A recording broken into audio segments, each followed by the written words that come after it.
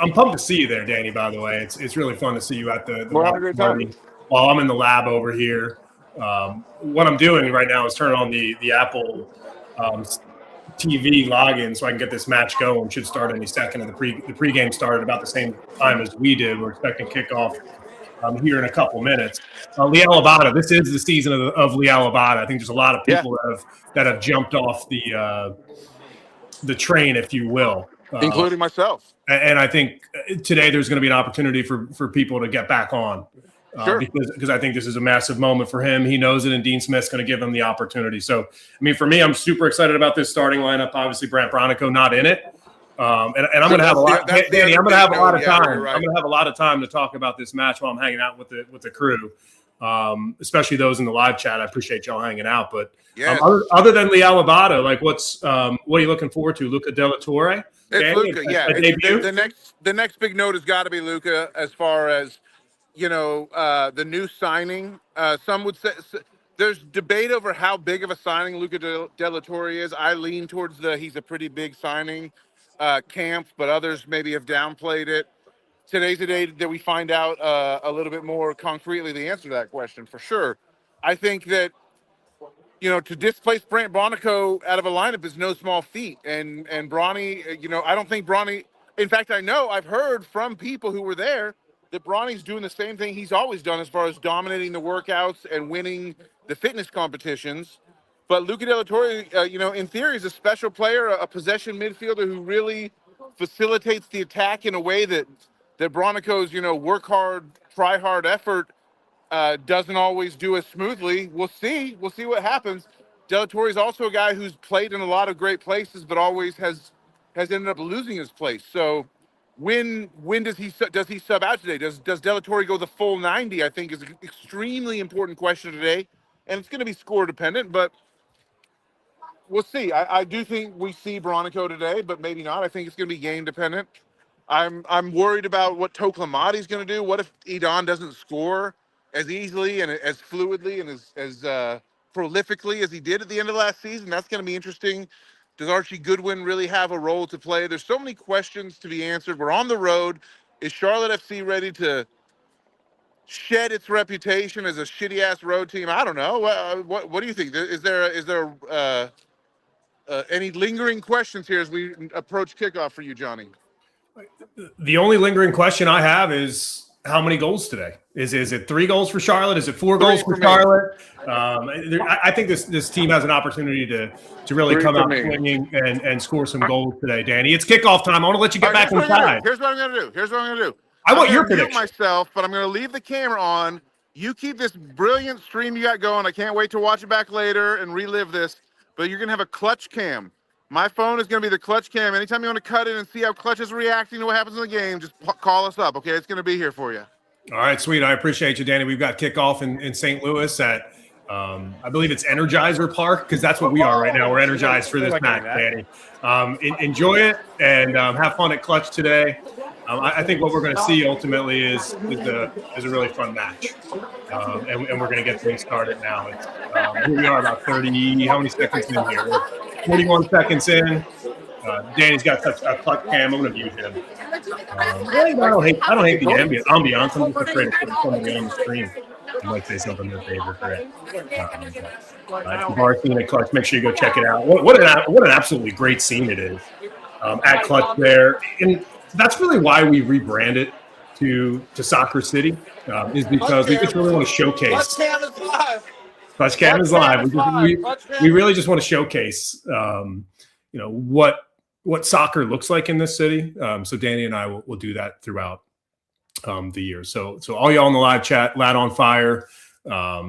Great to see you. Justin Reynolds in there as well. Thanks for the shout out. Let me know that the audio was echoing as well.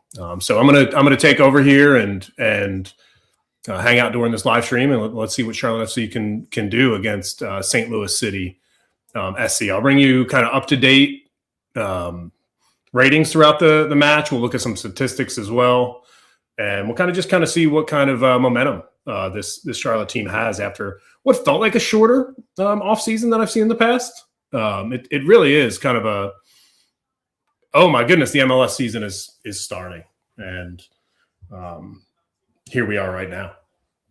Some awkward shadows on the pitch. Lad on Fire says 3-1 Crown.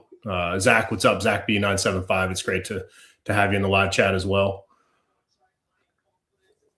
And how good is it? And by the way, the whole point of this is I sit around and I watch these matches a lot. And today I'm just going to do it in front of y'all. I'm going to get my honest reaction of seeing Pep Bial back on the pitch.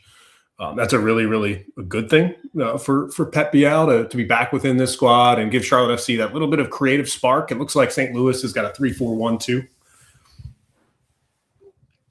to kick off this match as well. And it feels like it should be a pretty even matchup, especially since Charlotte's on the road. But St. Louis has been god awful for the last couple of years. They had that really, really nice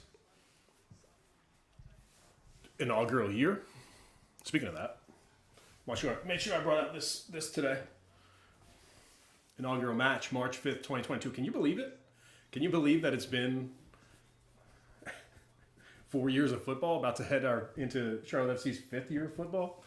It's damn near impossible to believe. And just to go back and take a look at this starting lineup, you've got Liel Abada, you've got Pep Bial, and you got Wilfred Zaha up front. I mean, that feels pretty good as 3 players behind Idon Toklamati. One thing that I can do as well is I can show some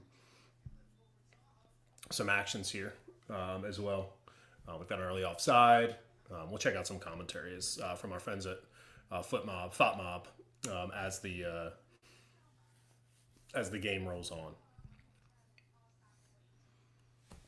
Interested to see what Tim Ream is going to bring to the table. I saw a press conference where it was like Tim Ream is going into his, I think it's 17th or 18th year as a pro. And he said it was arguably the most important year of those almost 20 years. When you put it into perspective, like, yes, he's the starting center back for Charlotte FC. And then you also put into perspective that he's trying to make this World Cup squad, trying to be a starting center back on the World Cup squad. I think what that does is it kind of puts into perspective how important this year is for Tim Ream.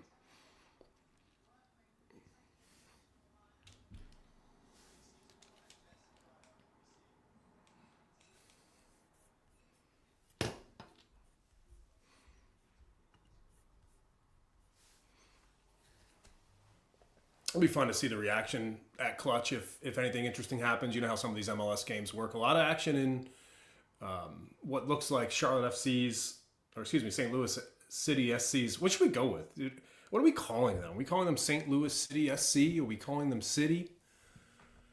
I mean, what an absolute mouthful. Welcome back to MLS. Football Fiera. What's up? Thanks for checking in. Appreciate you hanging out on the live stream. MLS is back. And it's the final full regular season where this league will start in February. There's going to be like a short season next year to let this league get back on track. So just, if you want to make it as simple as possible, this is the final season of a full MLS schedule starting in February with a World Cup break. It'll never be like this again. So soak it up, try to enjoy it, and see what this season can bring. The Alabado on the pitch early, doing well with the ball and giving himself an opportunity to potentially get some early touches. I think that's really what we need to see is some early touches for Abada, and that's a nasty tackle.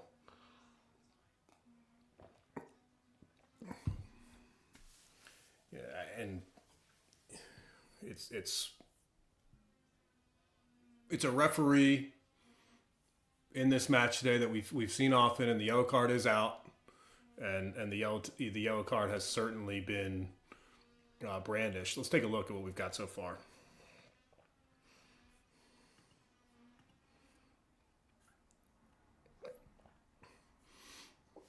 It was an offside. Andrew Privet with the yellow card early, 5 minutes into the season. I would say that's less than ideal for for Pep to be down on the ground, and obviously for Andrew Privet to get that yellow this early into the season. It was a nasty foul. Could you argue it was red? Could you argue that it was? If those studs were in the wrong place, that would have been a nightmare start to the season for Andrew Privet. Should he have seen red? I think that's my first big question of the match. Should Andrew Privet should he have seen red there? I think it was closer than you'd imagine, closer than you'd like for sure.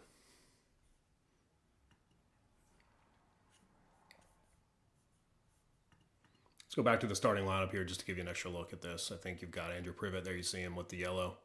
Christian Kahlina starting in net. Harry Toffolo, left back. It's going to be super interesting to see what he brings to the table, because people talk about Toffolo in a way that makes it seem like he's like this incredibly gifted and strong football player. Is Danny trying to get in here? Are you trying to get in here, Danny?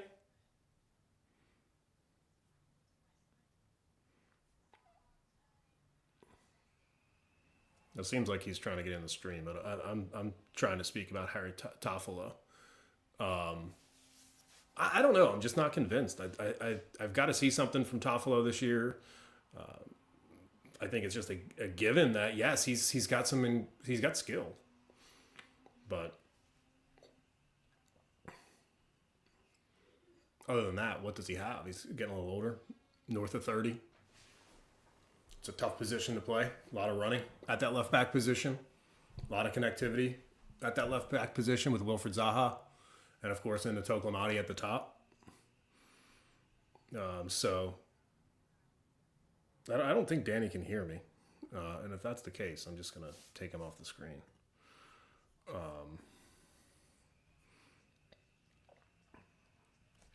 So let's just settle in and take a look at this match and just kind of see what happens. St. Louis, some entries into the final third. Nothing threatening yet, I don't think, from either side, as we're almost 10 minutes into this. I've got 3 of these Guinnesses, by the way. On number 1, thinking like a first half Guinness, maybe a halftime Guinness, and then a final 30 Guinness. Good comment here from Lad on Fire. The Wilf-Toff connection is one of the most important of the season. They seem to connect, but he's got to be healthy. I mean, that's right. That's why I brought it up. It's easy to talk about Wilfred Zaha, but if he's not getting service down that left-hand flank by Toffolo, which, by the way, I can't stand the fact that Wilfred Zaha plays on the left wing. I mean, come on, dude. Get central. I really would prefer him to be central. Look at this. Oh, my goodness. What an absolute peach of an attempt there. Tried to catch the keeper out at Berkey there in net. The ball falls to, it looks like, is that Pep Biel? The ball falls to, he tries to go for goal from the halfway line. That would have been one heck of a way to start off the season with Pep Biel doing something like that. So here we are. We are 10 minutes into the match. It's 0-0. Football Ferreira says, I think Dumbia was good for Charlotte last season, but too injury prone for a long-term left back. I agree. I totally agree with that. And I remember his debut. He really impressed during his debut, and I think ultimately just wasn't able to have that consistency that Dean Smith is looking for. The injuries are a problem, of course. So yeah, that's it from Harry Toffolo. Can he give consistency? Can he give class as far as distribution is concerned? As far as getting the ball to Wilfred Zaha, can he do those things? If those are the case, if those things turn out to be true, then Harry Toffolo could be a great player for this team. I just have to see it. It's almost like we were told that Harry Toffolo is this great player that's going to come in and make Charlotte FC better, straight into the squad. It's almost like he's guaranteed in the starting 11 at that point now, and I'm just kind of interested to see how that turns out.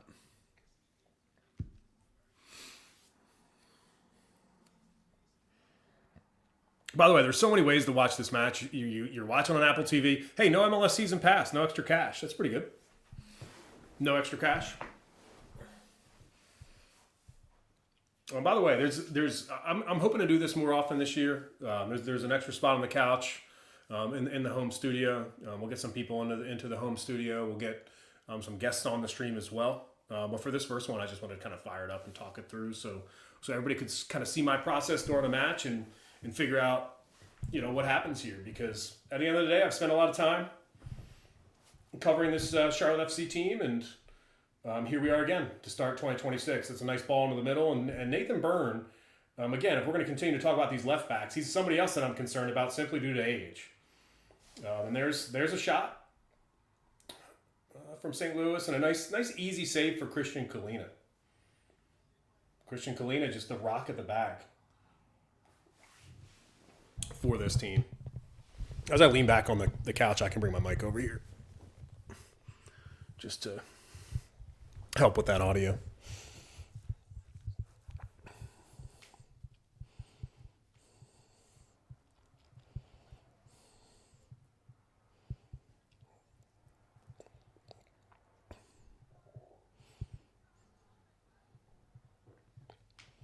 St. Louis really starting to potentially, I think, gain some momentum in this match. That's another thing that we're going to look at. We're going to go and take a look at the match facts along with the momentum graph. And you can see it right here. Take a look. St. Louis has all the momentum right now. That was easy to see. I mean, if you wanted to settle in to watch the first 15 minutes of this match, I think anybody would tell you St. Louis looks to be like the team that wants to be on the ball. Already 2 shots on goal. Zach B, 975. What's up, Zach? I know you've been a TIFO for many years. I appreciate you checking out on this live stream. I hope the next media deal still includes an all-in-one hub to watch every game. Yeah, I think that's fair, but unfortunately, like the fractured nature of these new TV deals, it's very unique. This MLS deal. By the way, did you notice that when you logged into Apple Plus today, you saw Formula One in there as well? Did you notice? So MLS was the guinea pig. I've been saying that MLS was the guinea pig, and Formula One is now on Apple as well. It should be pretty interesting, but I would say.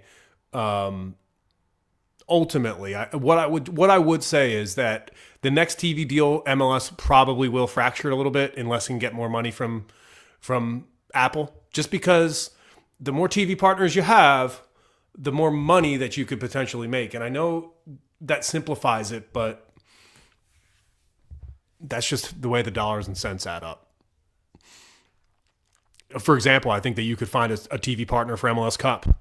I think you could find a TV partner for Leagues Cup. I think you could find a TV partner for U.S. Open Cup. There's just so many different things that you could do as a league to share these TV rights.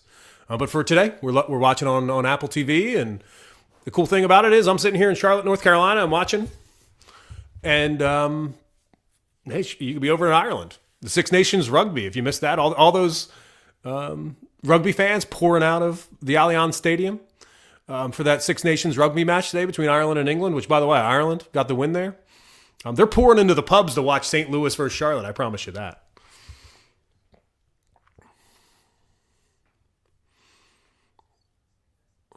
Let's take a peek at the clutch cam.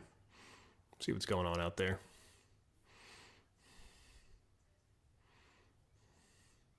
Level Up Luke. There's a couple TIFOs hanging out. Just wanted to say hey to them. Like a science experiment that it makes sense.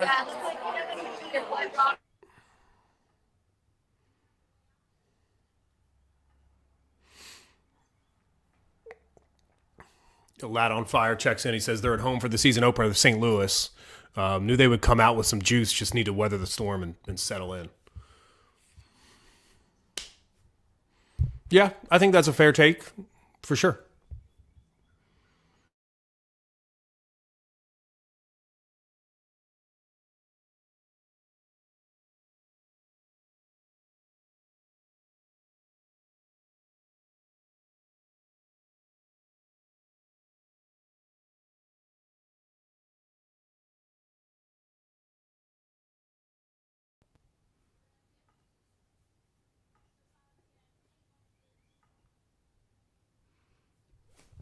I'm starting to get a little bored watching St. Louis control this match. So let's make a note. 17 minutes, 30 seconds into the match, I've officially started to get a little bored. And that's what happens in MLS sometimes. I'm not going to lie to you. These games are not always the most thrilling games in the world. And I'm going to bring you the commentary that that cuts through. What I'm going to try to do with these live streams is that I feel like a lot of times, whether you're drinking from the same bucket of Kool-Aid, whether you're getting paid to cover MLS, there's a lot of PR that happens in and around this league, and I'm good with that. Every good business has good PR. But I'm here to give you a no-frills experience of what it's like watching an MLS game. Appreciate everybody. I know we've got our comments firing. If you're in the live stream, if you're watching, I would appreciate you dropping a couple questions in here, dropping some thoughts in here.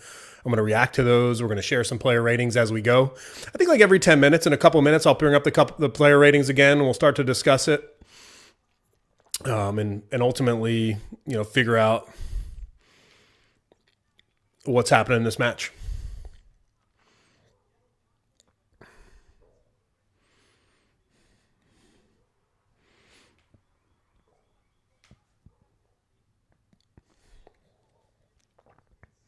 I do think that I'd like to lean away from some hyperbole. Like I really don't expect to come in here on these Game Watch live streams and tell you something that is wild or just a wild take or crazy reactions. Like when you watch those live streams and somebody reacts to a goal, maybe I'll do that in the moment, but I'm not planning. I'm not doing that for this reason unless we put an own goal in the back of the net like we almost did just there. And yeah, I'm going to say we. I'm a Charlotte fan through and through. So if you hear me say we, that's why. 5th year season ticket holder. And this club is trying to settle in. Luca De La Torre on the ball. I think he's somebody that's going to help this team build out from the back. And I think that's let's start talking about that as we see this corner that's whipped in. Toffolo on the far post, an awkward header that keeps that ball in the box, and St. Louis, another potential chance. No shot on goal, but the ball's in the box, and St. Louis is a team that looks like they're threatening for a goal. So we haven't talked about the midfield. Let's talk about the midfield here. Luca De La Torre and Ashley Westwood, right? We'll talk about Pep Biao.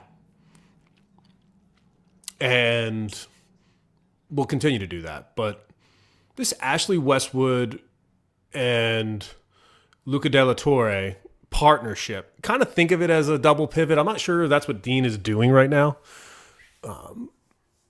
But Ashley Westwood is by far Charlotte FC's most defensive midfielder. I would think about it like this, right? I would think about it where Ashley Westwood is a defensive midfielder. Luca De La Torre is supposed to be box to box. I'm going to have to see that with my own two eyes. And Pep Biao is a forward player. There's Danny. What's up, Danny? That's kind of how I want you to think about this midfield for Charlotte this year. And then what you can do as well is you can think about Brandt Bronico as a substitute, because that's clearly what he is. Year 5, Brandt Bronico is somebody that Dean Smith just absolutely couldn't take out of the lineup. But it seems like Luca De La Torre is the person that has supplanted Brandt Bronico as the guaranteed starter in the midfield, and Brandt's going to be some energy off the bench in 2026 and obviously be there in case somebody gets injured, and we'll have some spot starts. Lad on Fire, he checks in, he asks a question, how many do you think Toklo is good for this season? I assume that means goals. If he's here all year, I think we get 18 from him. 18's a big number. And Toklamati is somebody that's clearly thinking about his role in the number 9 position, changed the numbers. 17 last year. Look at that. See that right there next to his name? Number 9 this year. He's taking the number 9. and he's wearing it on his back. And with that comes, and Wilfred Zaha said it himself, with that comes a lot of pressure to be that number 9. Can he get 18 goals? Whew, that's a lot of goals. I think he's good for, I'll set the over-under at 15. How about that?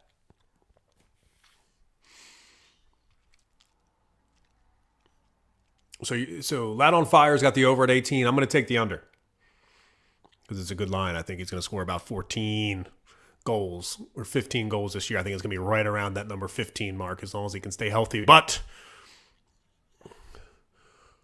almost 23 minutes into this match, and Tokomati's still not really doing much. I'll take a look back at these match stats.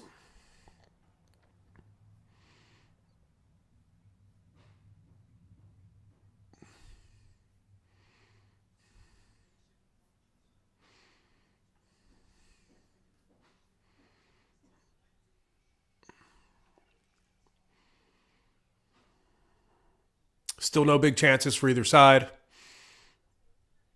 65% possession for St. Louis. I think that's something ultimately, now that we're 23 minutes, 24 minutes into this match, a third of the match almost gone, I think Charlotte has to find a way, as St. Louis racks up another shot on goal there. That'll be its third shot on goal. We just watch it there, and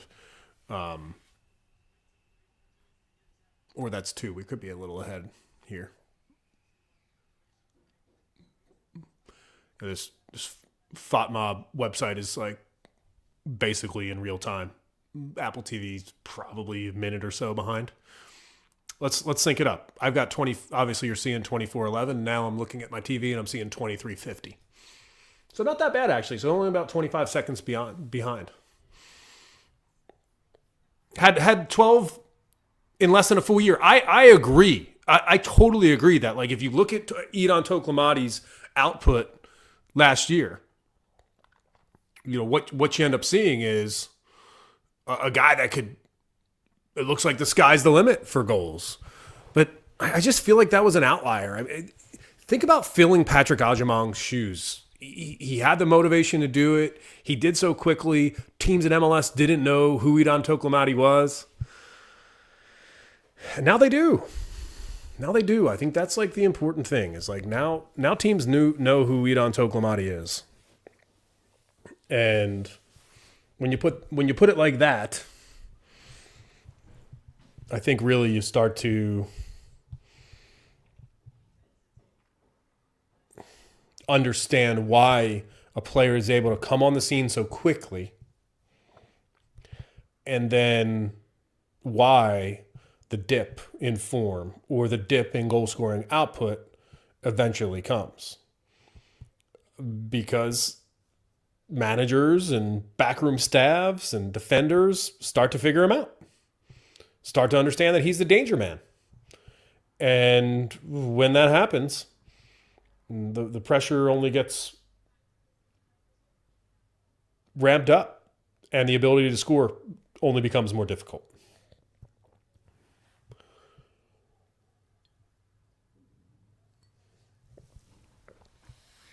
Here's what we saw just a few minutes ago at the 24th minute. Nice save by Christian Kahlina right at him. Easy save, but starting in that confidence, that's kind of what I want to see. I want to see Christian Kahlina get his hands on the ball. I want to see him feel confident, especially on the road. I mean, as much as we have talked about Christian Kahlina just being a phenomenal goalkeeper, we also have come to realize sometimes Kahlina can be very shaky on the road. So some confidence early in this match is a very good thing. Wilfred Zaha, nine touches so far. 9 touches so far. Not bad. Would like to, see some more touches in the final third. That's something that I think that we've got to do. I appreciate everybody in the chat. I appreciate everybody being here watching the live stream. Maybe this is a second screen experience for you. Got a lot going on here in the office, here in the lab. Watching this match, going to break it down. Oh, the clutch cam. It's one of my favorite things here is the clutch cam. I see Danny, but I don't hear him. I see Danny, but I do not hear him, ladies and gentlemen.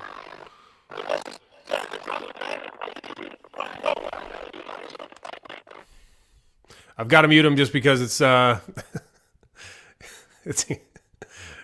we can't hear him, but damn, we could see him. And he looks good, doesn't he? Cheers to you, Danny. Cheers to you. I'll leave us up like this so we can give us a little run of the room. Tell us what's going on down there. At Clutch, which is, by the way, is right near Bank of America Stadium. It's ultimately been like 3 or 4 different things. I've had a great time at Clutch, or whatever it was called. I can't believe I don't remember what it was called. Just like everything else in this city, it's got a new name.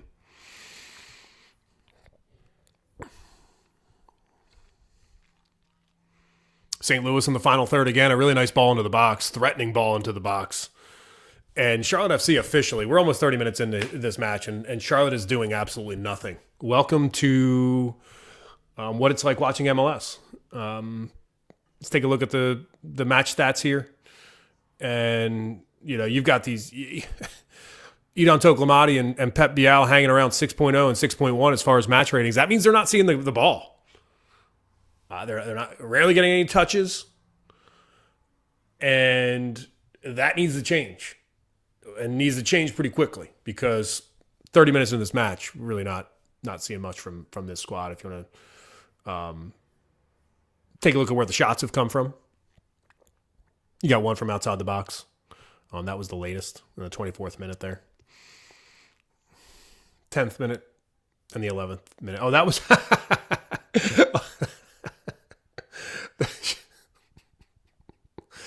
This is Charlotte FC's only shot, ladies and gentlemen. This was the Pep Bial shot. Luke, I got a new question from the chat. How does Luka look? Oh, is he playing? I don't see him out there. I don't see him out there. Already 160 accurate passes to Charlotte FC's 70.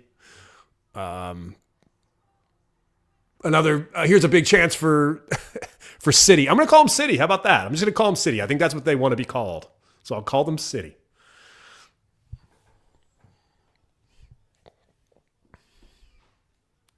I don't know. I think you could potentially categorize that one as a big chance. But I don't know. Yeah, I would categorize it as a big chance. I don't know if it doesn't look like they have here. And here's that chance right there, right on the edge of the 6-yard box. A volley that just goes over the top of the net. Wallum didn't get a great left foot on it, but still an opportunity to score a goal there.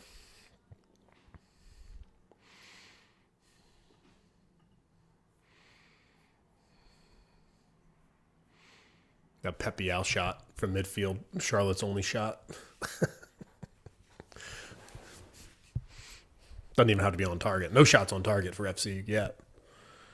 But the Guinness does taste good. Morrison Woodlock checking in. What's up, Morrison? Thanks for checking in on the stream.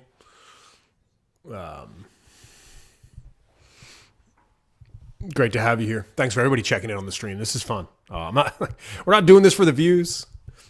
We're not doing this for any other reason than just to provide another outlet for a second screen experience to come watch the game with us. Can't wait to have some of my friends right here on this couch with me this year as we watch the match. It's a fun little setup I've got in the office here. I've got my TV set up right up here above the monitor. Then I've got the camera here and my computer as well. So just a fun way to spend a Saturday afternoon. Hard to believe less than 15 minutes until halftime, because I feel like the match hasn't really started. And here's why. I feel like the match hasn't started.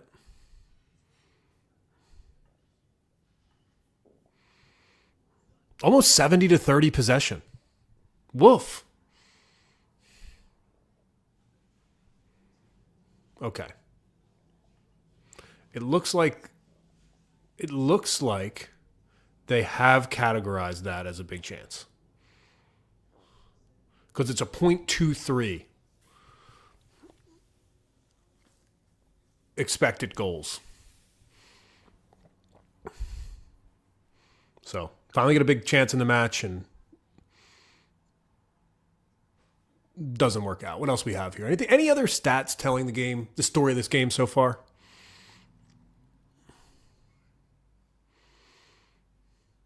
Marcin Woodlock checking in. Barely watched Charlotte FC live. It's hard to do. They should make it so that people in the Carolinas should be able to watch Charlotte FC on cable. Hey, we went through this. It's on Apple TV this year.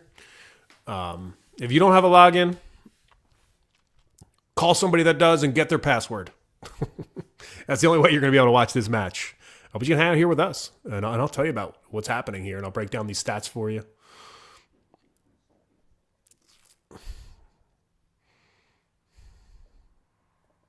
Charlotte's doing well in the long ball category because I think that's ultimately the only way this team is getting out of the back right now is hoofing long balls over the top. Yeah, we'll finally get an opportunity for Luka to get on the ball here and push things forward. Get into Zaha, nice move into the middle. Finally, a good move going forward for Charlotte FC that just runs into a brick wall down the left-hand side there, but a really, really nice move. Probably the first move of the game.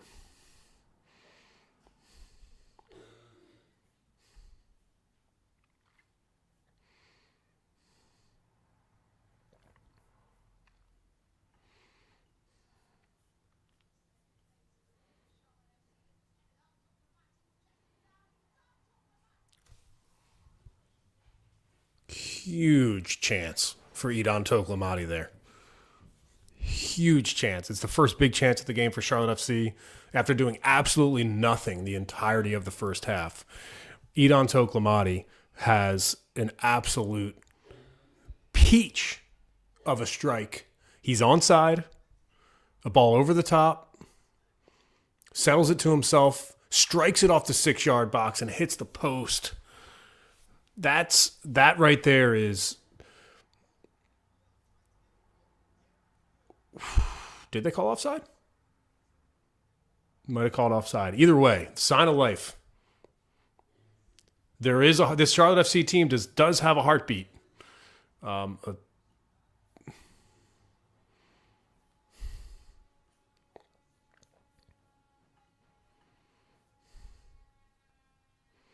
Yeah, they called him offside. Wasn't going to count if he scored it anyway. I thought it was tight. I'd like to see the replay on that. We never got it. Now St. Louis end to end here.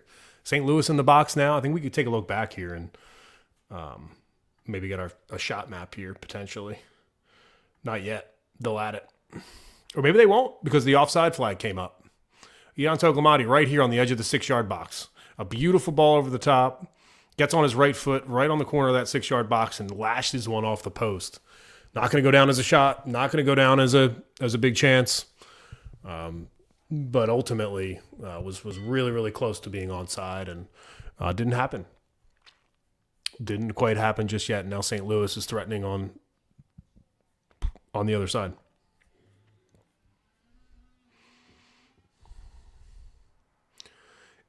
I like leaving these player ratings up because if you remember back in the old days, it was like a Charlotte soccer show, now Soccer City staple. We would go to Triple C and we do our player ratings. We do our golden boy of the match. We'd have a great time.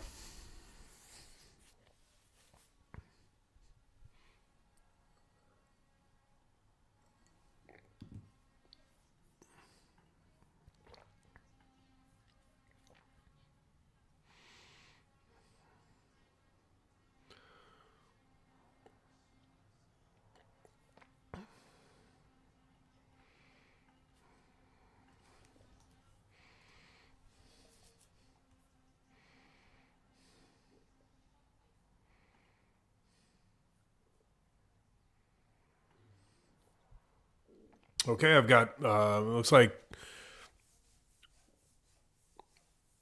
I'm just going to call him Carl Vera, checking in, testing my Spanish knowledge here.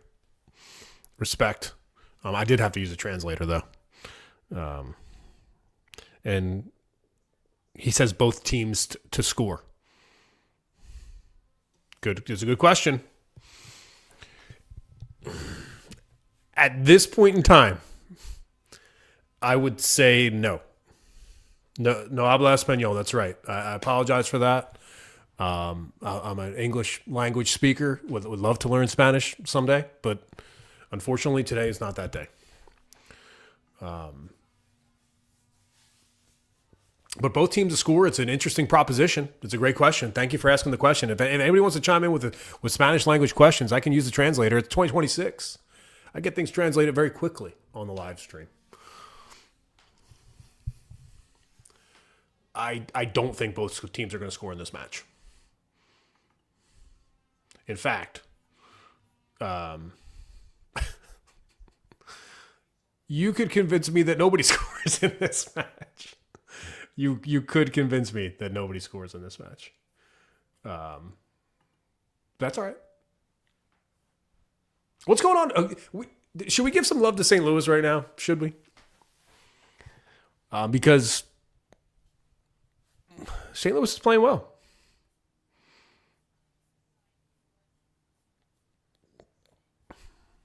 Playing very well. I think if I'm sitting in Energizer Stadium, Energizer Park, which one is it? I get this right.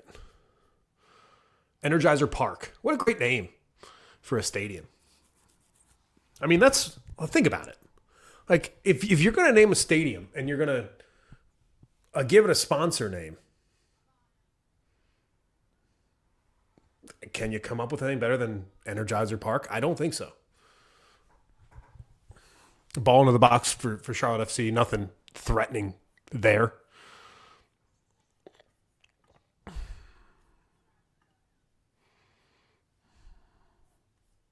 So we're going to ride this out until halftime. I think I've got a pretty strong prediction that it's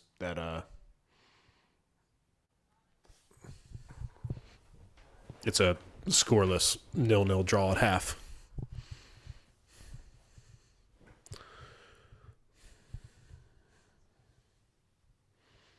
Zach said 1-1 before the game, and I'm sticking with it. That seems plausible as well. You know how these MLS matches work a lot of times. Charlotte FC, Leal Abada.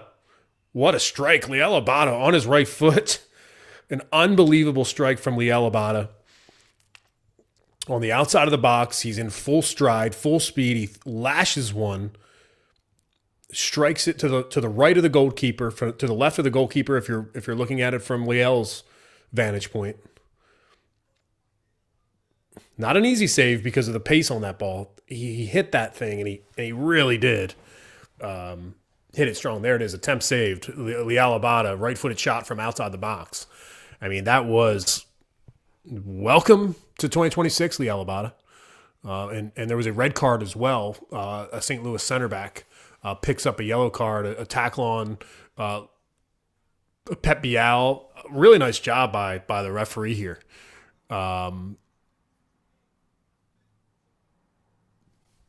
Ismail Elfath.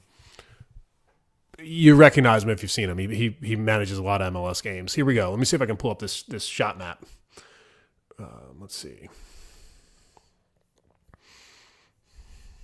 There it is. There it is. Leal Abada on his right foot.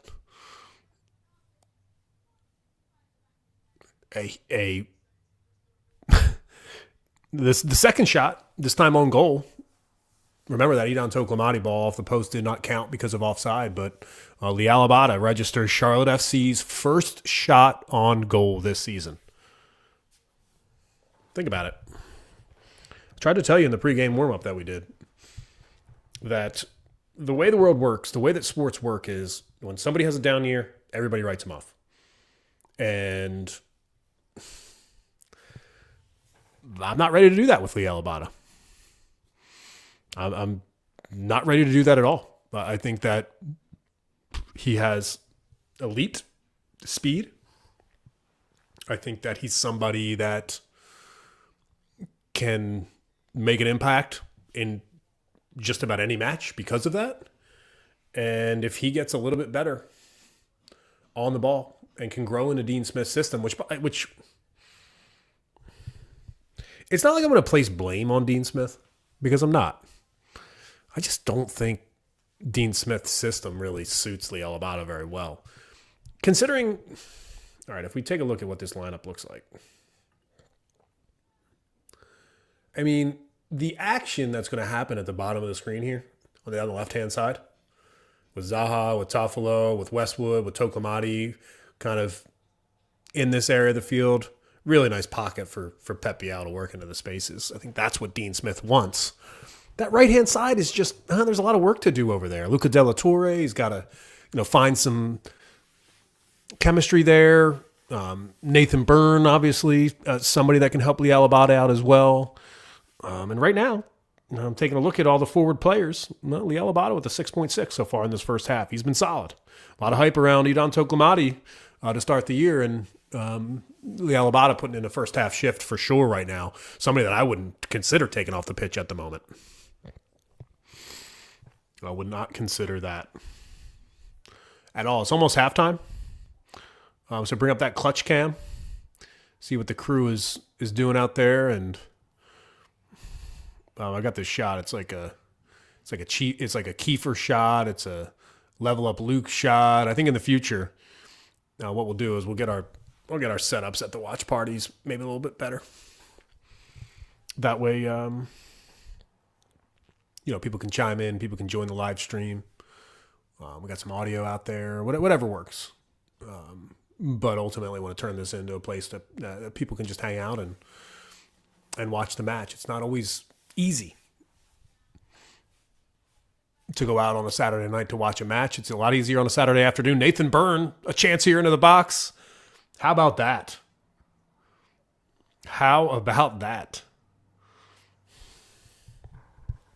Nathan Byrne, a meandering run all the way from the halfway line into the box, beats two different City players and drags his shot just wide.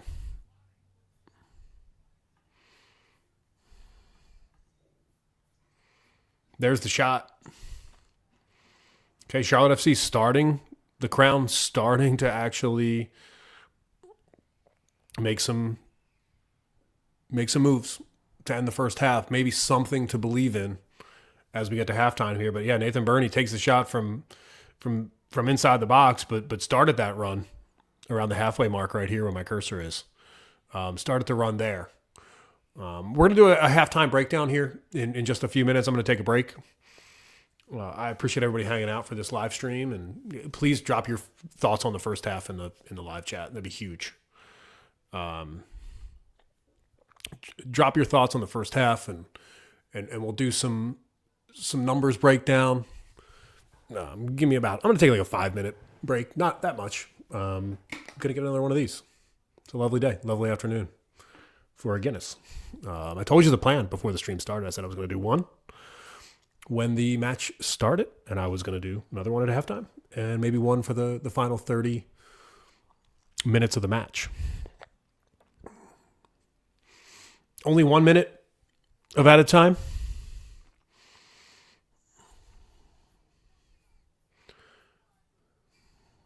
Both teams should be, headed to the changing rooms very quickly here. And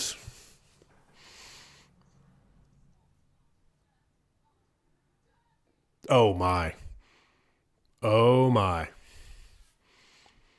A massive save by Christian Kahlina to end the first half.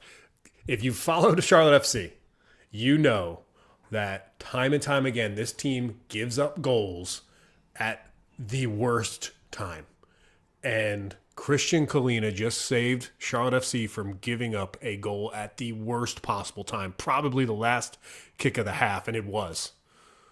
The last kick of the half, Charlotte FC, Christian Kahlina keeps one out. Absolutely huge. Let me just show you before we head to the halftime break here exactly what this looks like.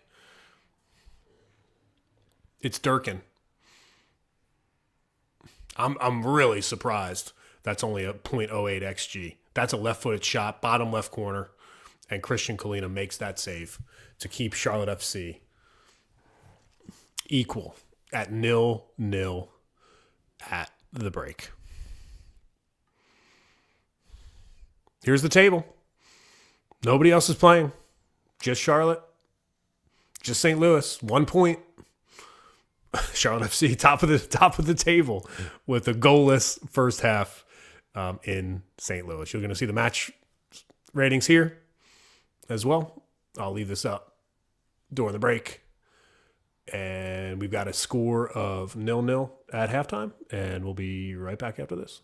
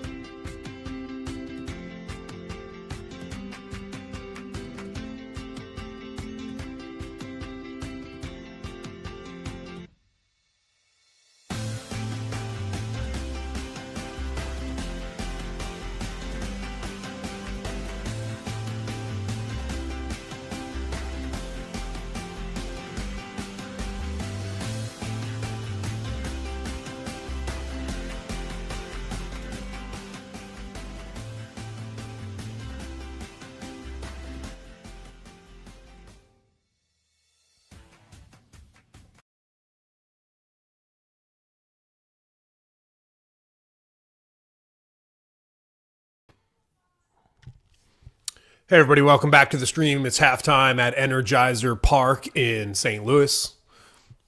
Charlotte FC, 0. St. Louis City, 0 as well. You can tell by the stats on the screen right now that it's been a first half dominated by City. Charlotte FC, the road team. Morrison Woodlock in the chat says, let's hope the second half goes better. And I couldn't agree more. And while we're sitting here waiting for the second half to start, which will happen very, very shortly, let's take a look at the matches. Let's take a look at everything we have today. By the way, the Premier League slate today, absolutely phenomenal. Villa, a 1-1 draw against Leeds, impacts the title race. You've got Chelsea, a 1-1 draw against bottom feeders Burnley. A red card at the end of that match by Wesley Fofana really impacted that match. You've got West Ham and Bournemouth. You could argue it's a good point for West Ham, considering they're battling against Spurs and against Nottingham Forest to avoid relegation. But ultimately, I think West Ham, they were looking for 3 points in that match. And look, hey, we've got Man City and we've got Newcastle United playing right now as well. It's in the 40th minute. And look at this. How about that? You've got O'Reilly with a brace. Did not expect to see that. Almost sniffs a first half hat trick.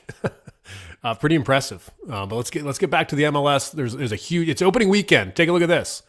After this match, you've got Cincinnati hosting Atlanta United, and then you've got a full slate this evening at 7:30, at 8:30, at 9:30, at 10:30. It's MLS soccer all day, and it looks like, hey, Danny Brams wants to check in from the watch party at Clutch. Danny Brams is there. Let's give him a go. Hey, Danny, what's up? How y'all doing tonight? Nice, man. We're loving it. How's the party going? How's the party? The party is going well. Eric Krakauer is here. The club has some representatives here doing season ticket. Hey, Danny, let me ask you a question. Danny, let me ask you a question. Can you, if you will, everyone's vibing right now. I think they're a little disappointed with the performance they've seen on the pitch so far. I think we would have thought we would have had a little bit more control of the match, but overall, I think although the very best chance probably fell to St. Louis, the bulk of the good chances fell to Charlotte there, and there's some optimism. The bulk of the chances fell to Charlotte. I think I would disagree with that, considering there was really only one chance the entire first half, and it was Liel Abada. Do you count Burns' shot as a chance? Oh yeah, of course. Yes. That was a chance. It was a good 50-yard run from Nathan Bird, wasn't it? If Burns scores that, is it the greatest moment in Charlotte FC history? That's the question that ran through my mind as I was watching him as he continued his run through midfield. I was like, am I about to witness the greatest moment in Charlotte FC history? But no, I did not. Hey, Danny, let me show you some stats here. If you can see these stats on the phone, can't you? Hit me, yeah, please. This is what I'm an anecdotal thing. I need some actual analysis. This is the issue here. St. Louis has had the ball for almost 65% of the match. They've got 10 shots to Charlotte FC's 3. You're talking about 250 accurate passes compared to Charlotte FC's 130. Jesus Christ. St. Louis is dominating this match. I know that you're at the Charlotte FC watch party, and I know the vibes are good, and the beers are flowing, and the drinks are flowing. Great, but when you put it like that, Johnny, I don't know what to say. I mean, look at this shot map. I don't know what to tell you. You know. Look at this shot map. You're looking at there's 3 shots that Charlotte FC has. The one shot that I thought was absolutely fantastic was Liel Abada's strike from outside the box. Just an absolutely great shot. Closer there, right outside the 6-yard box right there was Nathan Burns' chance. And then there's that Pep Biel chance as well from almost the halfway line. So,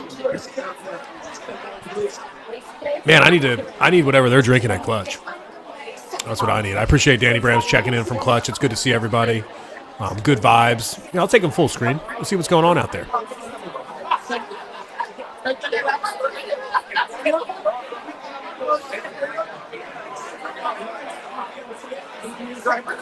Looks like the club is giving out a raffle, some gear. Look, the second half is underway.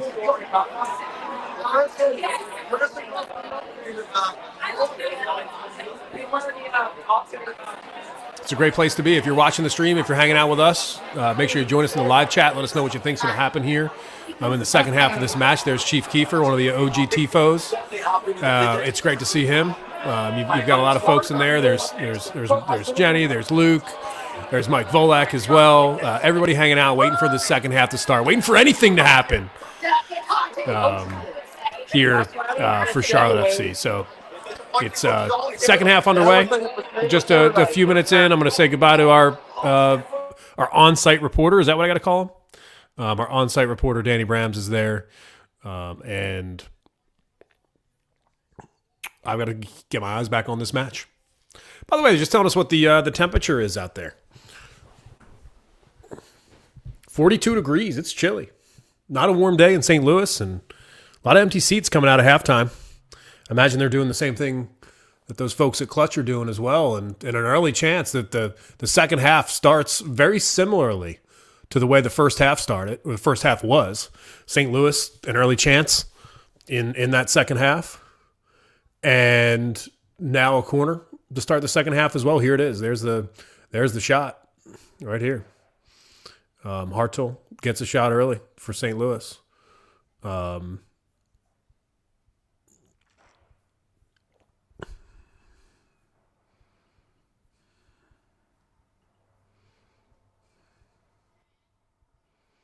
I turned the volume down on my mic a little bit.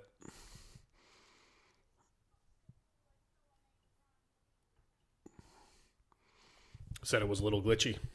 Hopefully it's not.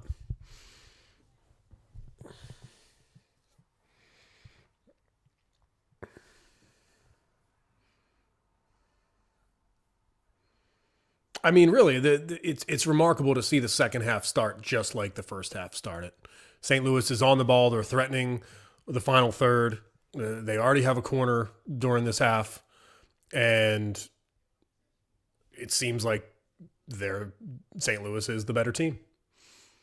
Now we'll see how this shakes out.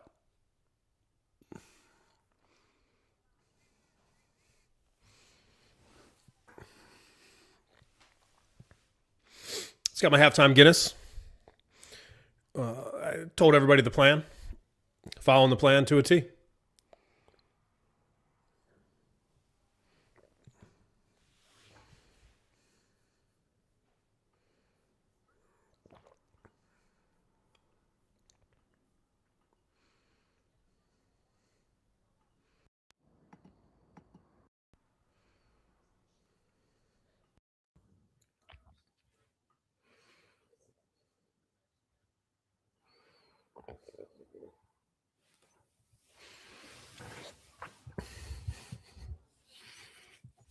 It's a big second half here for Charlotte for sure, for the Crown. And the reason why is because really it's been a no-show so far. I think if this club wants to bring anything back to Charlotte, it has to start thinking about not just goals, not assists, not points. I think it has to start thinking about what kind of way does this team want to play, because right now I haven't seen anything. I couldn't tell you what Dean Smith's tactics are. Doesn't really seem like we're seeing much, except for long balls. And I think that really is what this team is going to have to resort to. Remember, in his press conference, he talked about Charlotte potentially being a team that could dominate possession, that can control matches. Test number one failed. Totally failed in that first half. And almost 5 minutes into the second half, failing once again. So let's see what this squad can do. Ashley Westwood trying to make things happen from that double pivot. He turns one over, and St. Louis with another chance very quickly. You know, I think it's probably that point in the live stream when I start to talk about how one is coming. I really do think I think one's coming for City.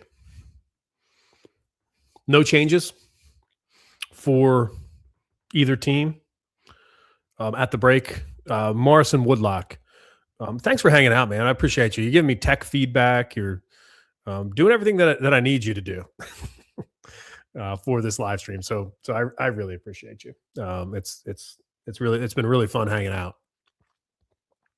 And anybody here viewing is more than welcome to jump in the chat, ask some questions, comment on the action. This is the second corner for St. Louis so far in the second half.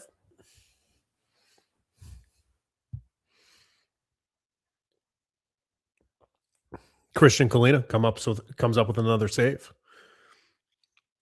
A little fun. They usually talk about splitting the G when you're having Guinness. I think today what we're doing is splitting the B. This is an OG glass from the BB13 Beds for Kids party. If you're feeling bad about watching this game, please go donate to Beds for Kids. In all seriousness, it's something that Brant Bronico has been doing, sitting on the bench. Maybe Brant could make something happen in this match. Anybody could make something happen in this match. Zach checks in. He says, very disappointing so far. That's why we're doing these live streams. I really do. I think we're doing these live streams for a couple reasons. Number one, so instead of sitting on the couch by myself watching a Charlotte FC match that sometimes can be pretty boring, I get to do it with y'all and have real-time conversation. And secondly, so we can really provide some additional content for MLS fans, number one, and for Charlotte fans, number two. It's a huge year for soccer in this city, and that's why we're going for it. We're calling this show now Soccer City. Nice transitional play from Charlotte. Zaha 1v1 on the left-hand side into the box.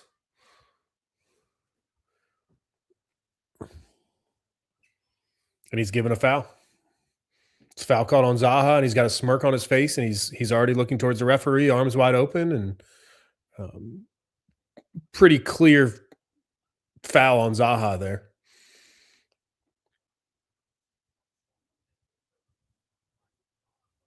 It could go either way, actually. But we know Wilfred Zaha is the most fouled player in MLS. He was last year, statistically. We'll see what happens this year. It was a soft call, Zach says. I thought it was an obvious call when I first looked at it. But now I agree with you, Zach. It was soft, for sure.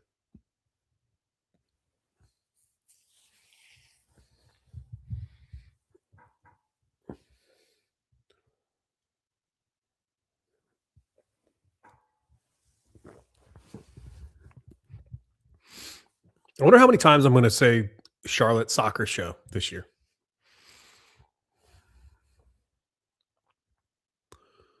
My guess is quite a bit.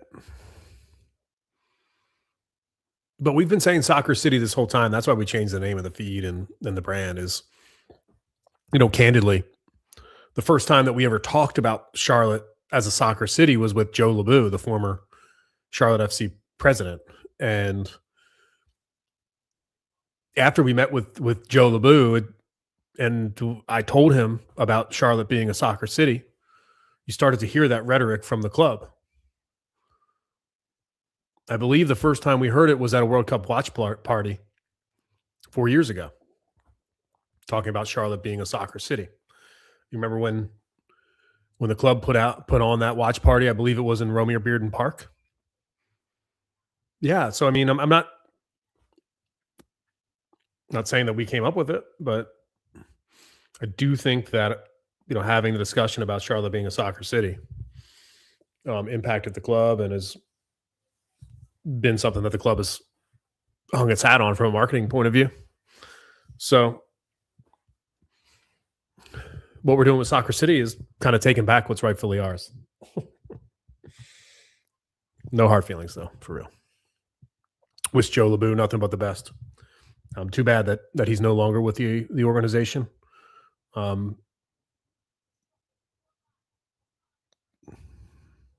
cheeky little set piece play there from Charlotte that generated absolutely nothing, unfortunately.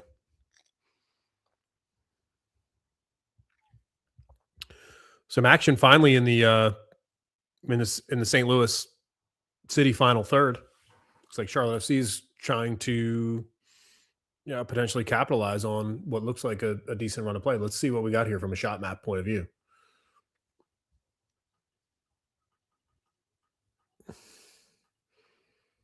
No shots on goal quite yet in the second half for Charlotte. But getting better.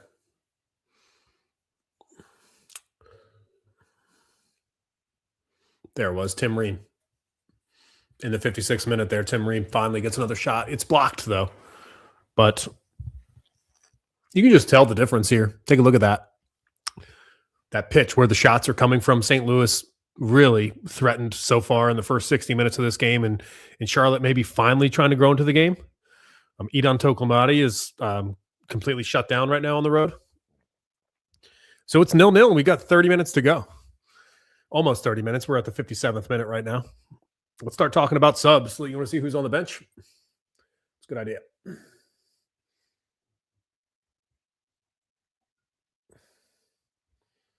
Westwood and Andrew Privet, the only players. Oh, there's Nathan Byrne. Westwood, Privet, and Byrne, the only players north of 7.0 with a player rating so far. You can see Idan Toklomati, like totally non-existent in this match. And that's what we're here to do, just call it like we see it.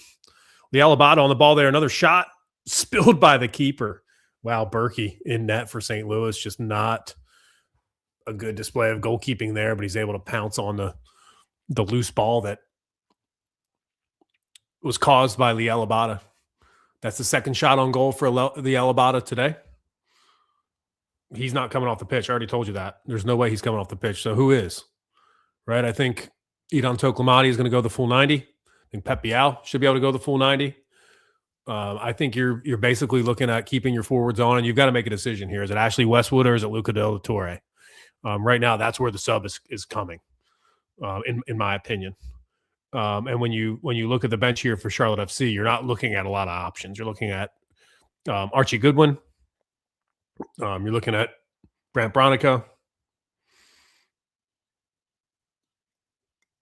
Abada back into the box, getting nice fancy feet in the box and lays it off to Luca de la Torre, and he just skies one. I think that ball left orbit. It definitely left Energizer Park, that's for sure. You know what? I have something interesting to say. Are we seeing America 250 logos on these kits? Is that what we're seeing? If someone's in the chat, can you confirm that? Good call. Bronico in for Luca. Zach, I do think that's like an easy decision, but I also think like it's not a... He does play high. Brant does like to play high. So I could see that being somewhat aggressive and forward thinking, but it's Archie Goodwin and it's Kerwin Vargas and it's Tyler Smalls. Like those Tiger Smalls, excuse me. Those are the three guys. Abada's work rate has been phenomenal.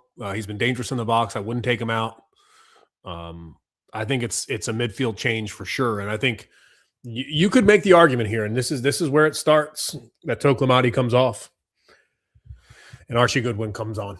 I'm not saying you do that in the 60th, but maybe in the 75th, maybe in the 80th. I think that would be a good bet right now, for sure.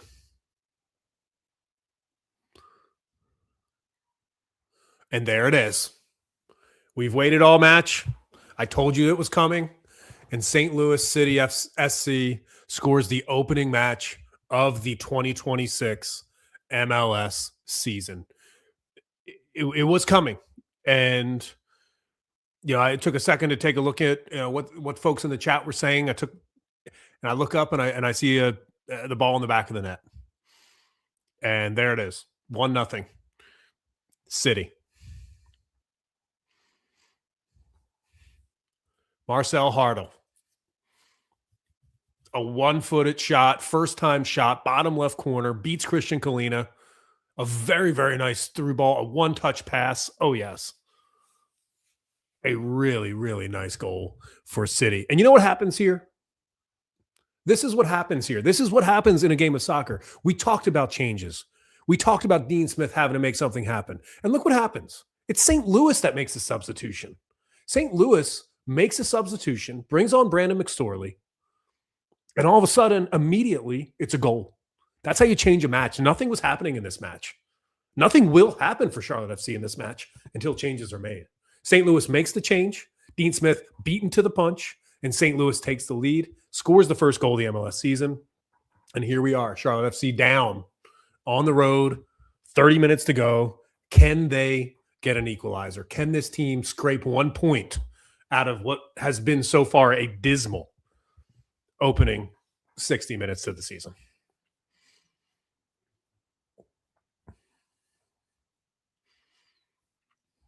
Should be able to show you where the shot came from. There it is.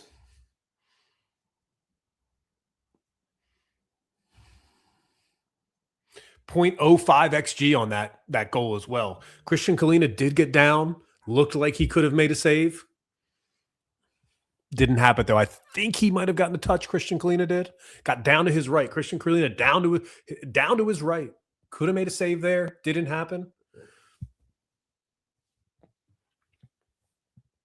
And now we're going to start taking a look at these statistics, and we're starting to make sense of what I think is happening in this match. St. Louis right on their expected goal total. 14 total shots to 6. 6 shots on target. Over 300 accurate passes.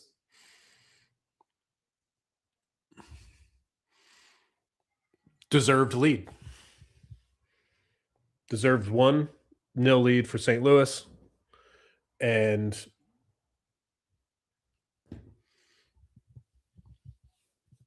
'26 is officially underway. That's right. Here we are. JV Lopez, thanks for checking in. 2026 is definitely underway. And there it is. Just happened here about a few minutes ago. It's a goal. It's the opening goal to the MLS season. Right at the top of the box. It's a one-touch finish outside the box. You'd love to see that. I mean, it's good soccer. And Hartle's really tearing it up. This kid's good. And he's on top of a free kick right now in the Charlotte FC final third. Christian Kahlina barking orders. This is not looking good for Charlotte right now. And who could have predicted this? Well, I think a lot of people, actually. Oh, my.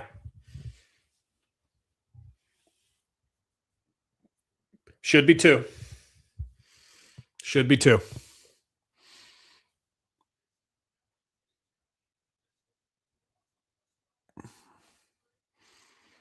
Beautiful set piece here from City.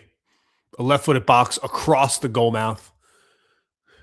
Just a touch. That's all that needed. Just a touch for St. Louis to go up 2-0 and effectively, in my opinion, put this game to bed. Zach says we could easily be down 3 or 4. That's right. That's absolutely right.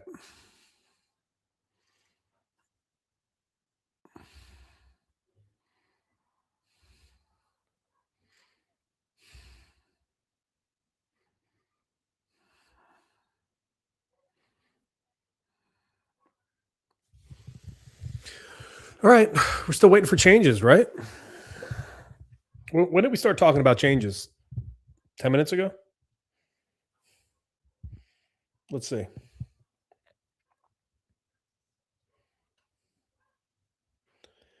It just seems like Dean Smith doesn't have anybody to call on.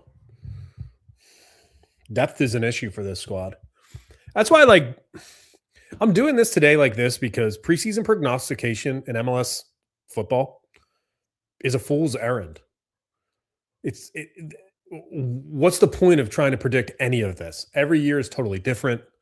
These players are, many of them, complete unknowns. And it's hard to know how these teams are all going to come together and perform. Right now, City looks very good. Another ball into Charlotte's box. Yeah, and no changes. No changes.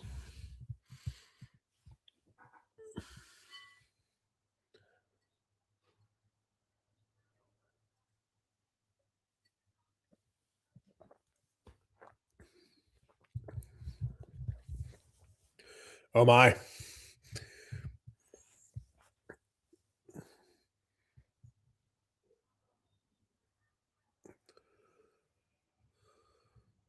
Things are starting to go very quickly here. Yellow card. City picks up a yellow card here. Orozco. It's a foul on Idan Toklamati. Or is it on? It's on Zaha, excuse me. And Toklamati gets kicked in the manager's box, goes down. And this game is really, really starting to become scrappy. All right, I'll be right back with you for the final 20 minutes of the match.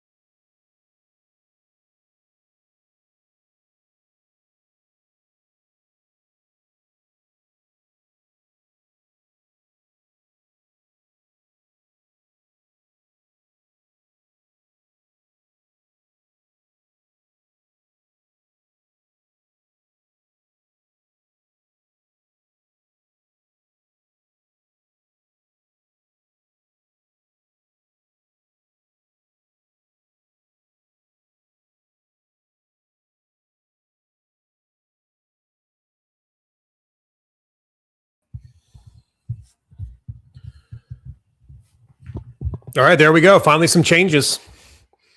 I'm back. I'm sticking to the plan. I told you I was going to stick to the plan here.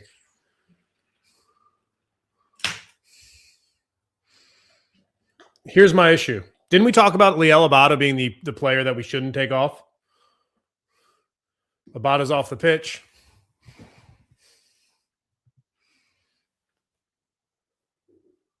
Kerwin Vargas is on.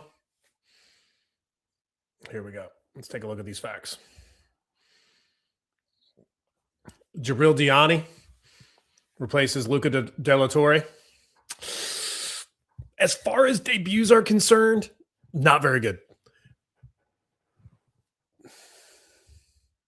And it was Kerwin Vargas replacing Liel Abada, excuse me. For some reason, that's not showing up on here. But that's what happened. Now we got two new players in. Wilfred Zaha getting stuck into a tackle there. I don't know if he got a yellow or not, but like I said, things are getting chippy. This game's getting out of hand, and you can just feel it becoming exactly what Charlotte FC has been when it doesn't play well.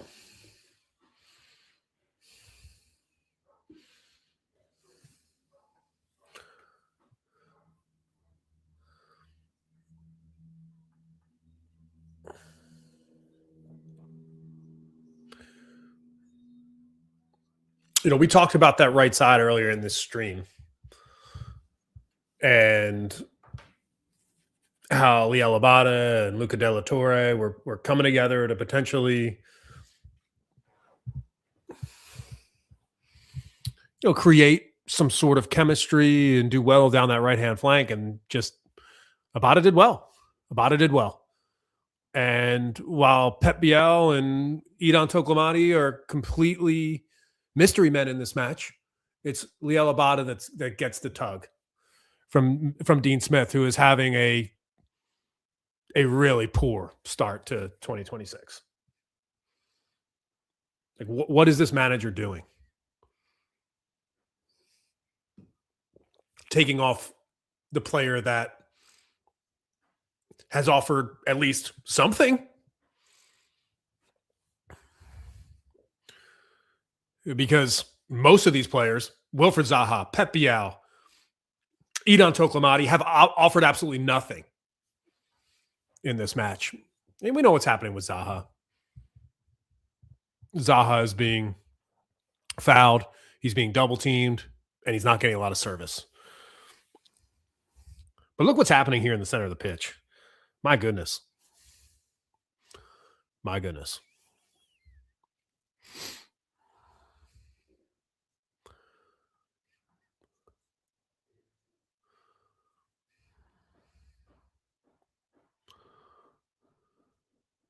About 20 minutes left in this match, in the 73rd minute right now. Wilfried Zaha on the ball in the center of the pitch, looking for a foul. He doesn't get it. Out wide to Harry Toffolo, back in the middle to Zaha, into the box. It's a big chance, and it's a goal. There he is. It's Pep Biel. Pep Biel scores the goal.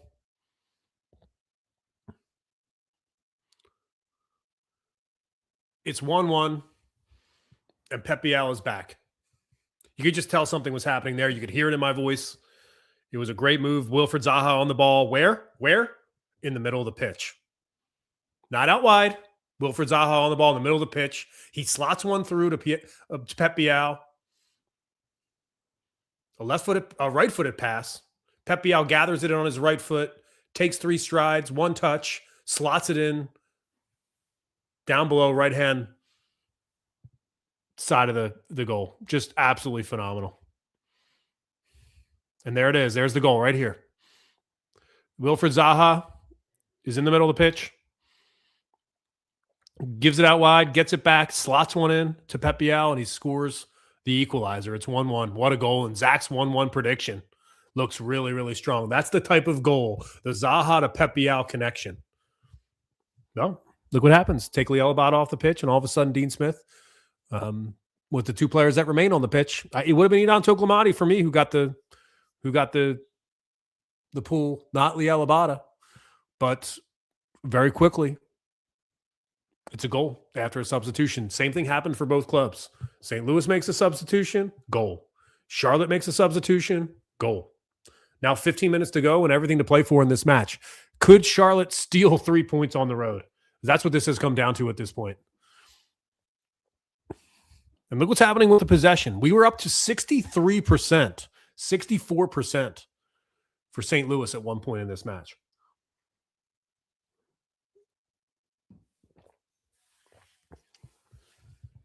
Remarkable.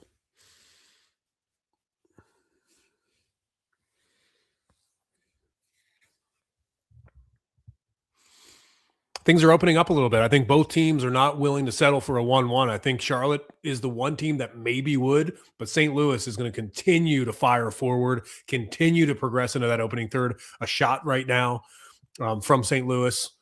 Christian Kahlina makes another save. And the shots are really adding up here. You're talking about 16 shots. I appreciate all of our commenters, by the way. JV Lopez, you're right. Wilfred Zaha did need that. Andy Goat. Is it a great opener for the season? I mean, yeah, it's a nice occasion. It's 1-1, but would have been nice to see some free-flowing football from Charlotte at some point. But I think there was a lot of meat left on that bone.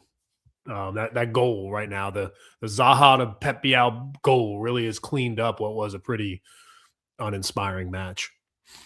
Key to the season, Lad on Fire says, Pep healthy for the playoffs. Totally agree.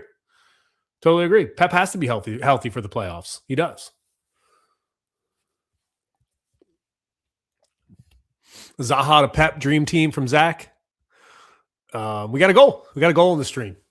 I was starting to get worried that we weren't going to get a goal on this stream today. Would have been happy to do it for the people. Oh shit! There's been another sub as well. Let's see here.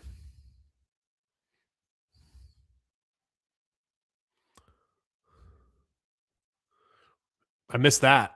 I missed this substitution here. Schneggy, David Schnegg, makes his first appearance for Charlotte FC in MLS. Harry Toffolo gets the yank there. And we talked about Liel Abada and Kerwin Vargas. And then here you'll see the goal.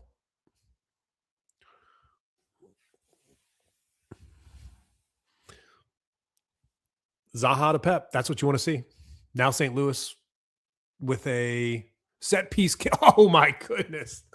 Wow. Rafael Santos for City. Off the bar. A left-footed strike from a set piece outside the box. And unbelievably one of the best goals of match week 1. My goodness. I think it might have taken a touch on the wall. I think it got a touch on the wall. A crucial touch there. And St. Louis is kept out. All right. We've got a frenzied finish here. Schneggy's on the pitch. Pep Bial driving once again into the St. Louis final third. It looked like a foul. The referee's swallowing his whistle.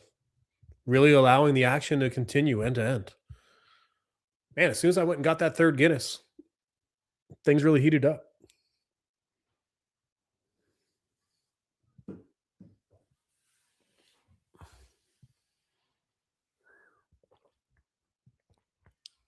Football Ferreira, I appreciate you showing me some love in the chat.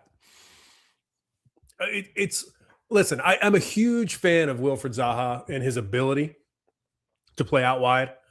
I watched him at Crystal Palace. I've seen him at Galatasaray. I've seen him 1v1. And when he got signed, I think what I said was Wilfred Zaha was kind of like the Jack Grealish of MLS. And that bore out to be true as well. He's the most fouled player in MLS. He's 1v1. You're going to foul him. That's what's going to happen to Wilfred Zaha. But this is not the English Premier League. This is MLS. The best players in MLS play centrally. It's just a fact. Prove me wrong.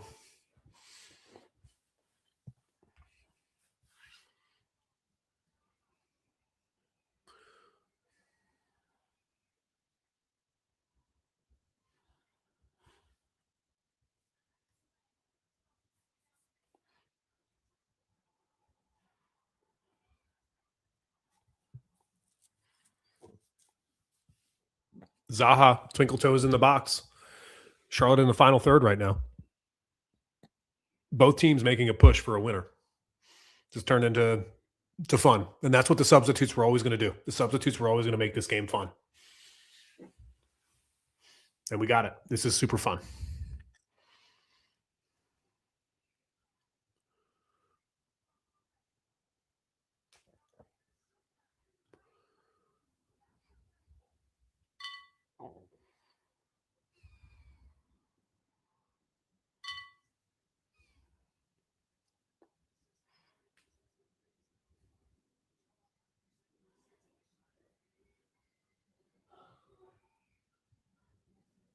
Ten minutes to go. We're into the 81st minute. Oh, it's a really nice touch by City. Tim Ream gets burned. He's cooked. A great save by Christian Kahlina. Wow, that is not something that Tim Ream wanted to put on tape. That was really bad.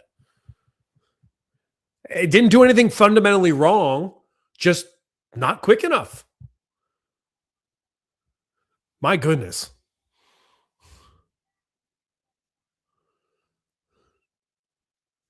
All City has to do is square it there. 2 players waiting on the back post. Hartle's waiting for his second of the match. He's waiting for his opening brace. And Christian Kahlina, a great save. Great save from Christian Kahlina. He's done that a few times today. Let's see.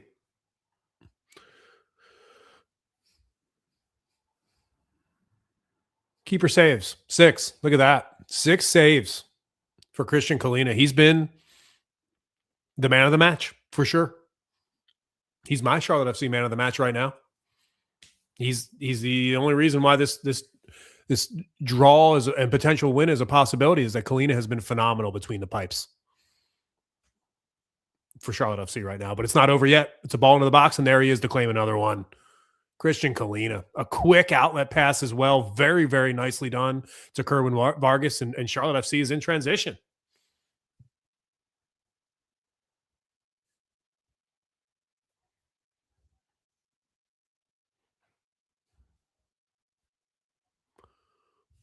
Zaha on the ball. A lot of room here.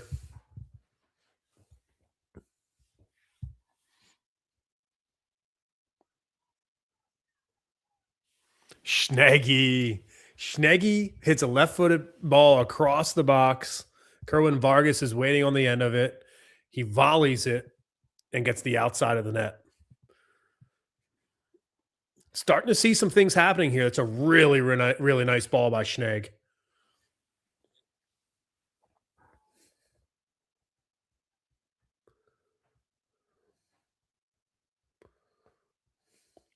Let's take a look at what we're seeing in the lineups right now. Just Pep Bial, that goal's really improved his performance. That's what's going to happen there with Pep Bial. He gets a goal, and all of a sudden his rating gets up to 7.4. Wilfried Zaha, the assist. Now all of a sudden you're starting to see the impact of Wilfried Zaha in this match. About 20 minutes ago, that wasn't even a 7. He gives an assist. He's all over the ball in the second half. He's been the guy. Wilfried Zaha has been the guy that has come into the second half and said, let me be the one. Toklomati hasn't said it. And quite frankly, I don't expect him to. It's hard to be the guy when Wilfried Zaha is on the pitch as well. That's why he should play central, but I'm a broken record there. Very nice job by Wilfried Zaha growing into this game, making an impact on this game, and that's what you're seeing now. Heading down to the substitutes, you'll see Kerwin Vargas, Jabril Diani, and David Schnegg. Really nice window into what this team has on the road. I think those are 3 decent options. I think those options like see out a match more so than tie a match. So I think that Dean Smith right now is probably happy to settle for a point. And hey, if you watch the preseason show, the campaign that Danny and I did, one thing I spoke about was learning to love the draw, and this is it. This is it. This is it. And I'm going to tell you right now, this is it. On the road against a Western Conference team. You have no clue what they're going to be like. It's the first match of the season.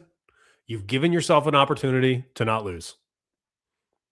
Wilfried Zaha and Pep Bial has given this team an opportunity to not lose, and maybe they got a chance to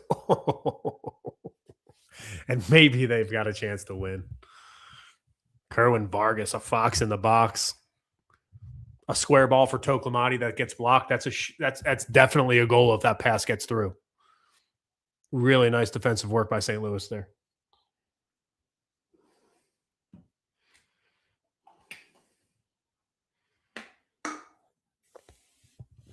So we've got a Charlotte FC corner. The Crown has a corner.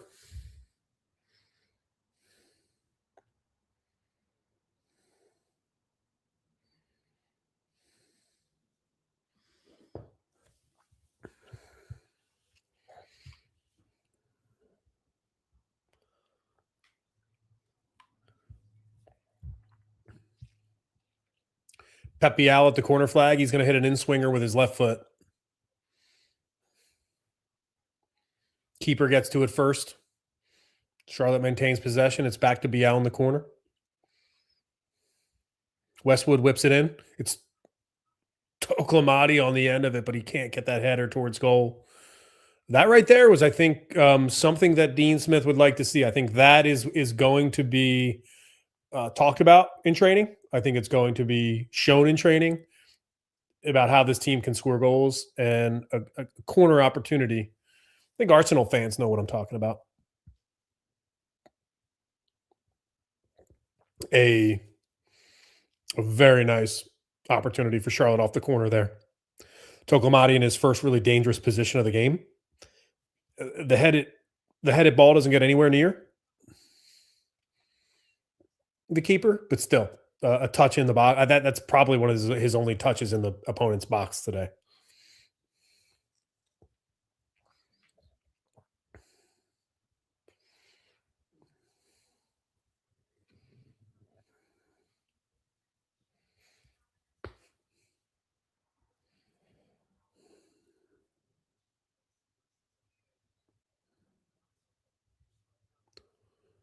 Oh, they're showing a replay of the goal now between Zaha and Pep. It's really simple. I mean, like, it's a simple pass, but man, was that Schneggy? I think Schneggy had the hockey assist there.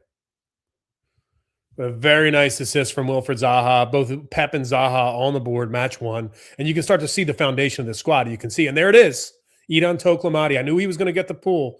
I knew he was going to come out of this match at some point. And Toklamati comes out for Tiger Smalls in the 87th minute. 5 minutes to go, maybe. I'm going to guess 2 or 3 minutes of extra time. Probably 3 added time. Not extra time, added time. Get it right. No extra time today, just added time.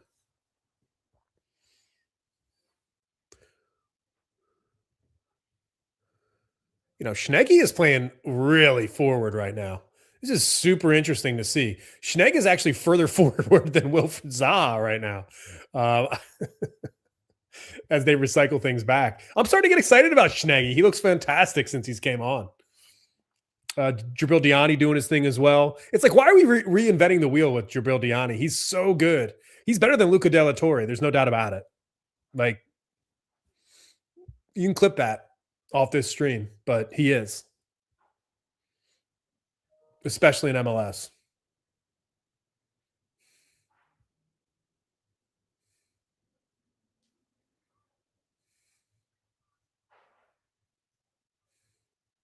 Boss Daddy 85, thanks for checking in. An important note here.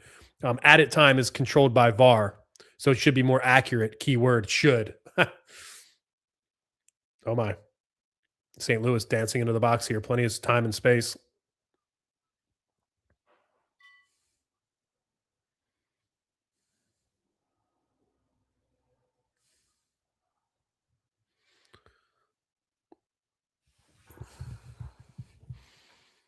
I think that, do they score a goal again? That's a good question in the live chat.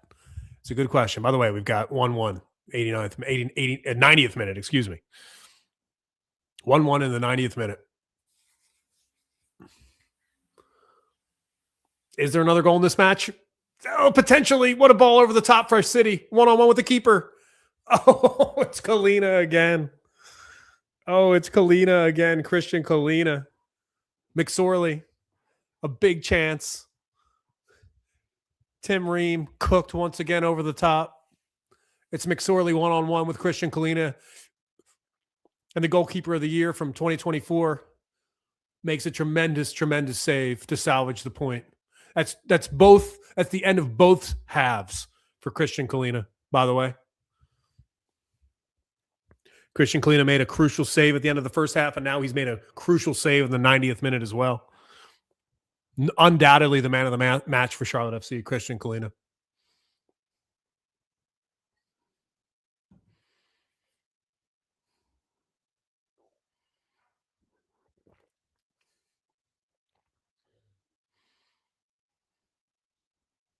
Whoa. 7 minutes of added time.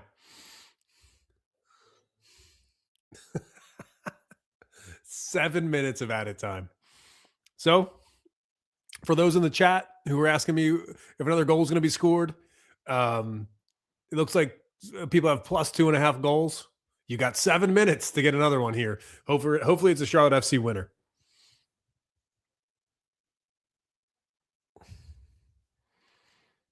Let's take a look at this, exactly what's happened with this match momentum, because this is real. It's palpable. I feel it.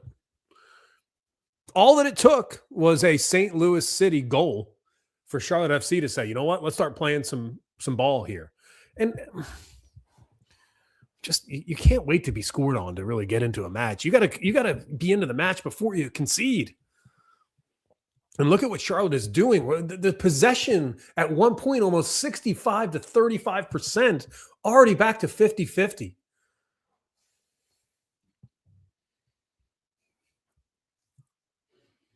Gibriliani just doing absolute great work in the center of the pitch. I mean, he's been better than Luca De La Torre by a mile.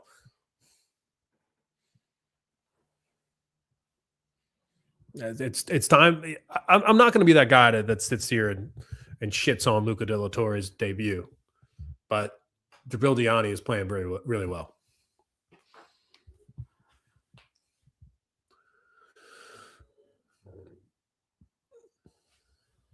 Just to keep the time going for you here. For what it's worth, I have no freaking clue where they got 7 minutes of added time. I have no clue. And usually when I feel that way, it means that somebody's going to get burned.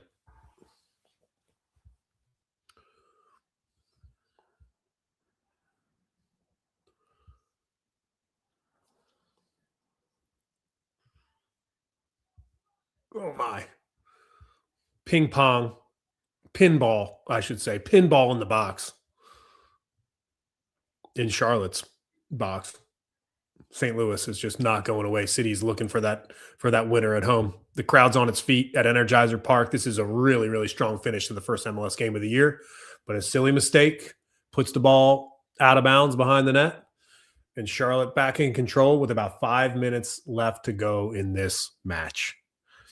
This is how you love a draw, ladies and gentlemen. This is how you do it. You go on the road, you get a point, you put it in your back pocket, and you move on with your life. And that's what Charlotte FC is in the process of doing right now. It's almost poetic, isn't it? One final change from St. Louis.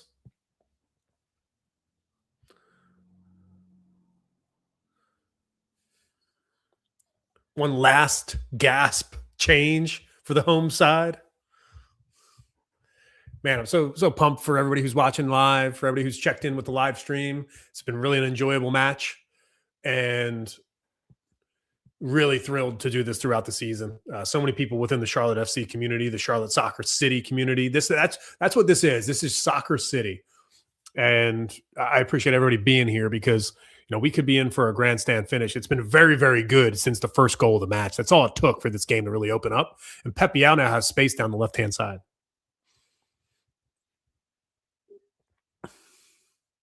That's a foul. That's a foul for sure. Wilfred Zaha. That's a foul. Let's take a look at these stats just to show you where these goals came from.